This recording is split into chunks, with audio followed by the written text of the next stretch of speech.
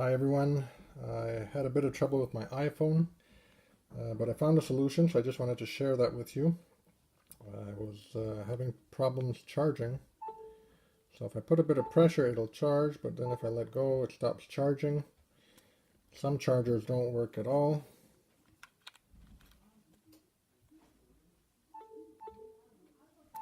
That one works if I put some pressure. So I kept buying different chargers thinking that maybe the cable was not functioning, but what I found out is that it just needed a little bit of cleaning. So I got this little brush from a beard shaver kit, and you just kind of clean out this charging spot.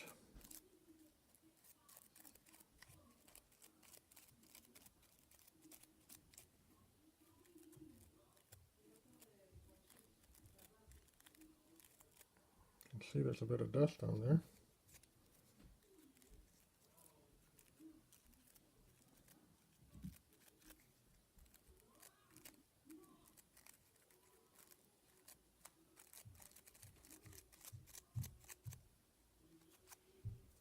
Wasn't that bad.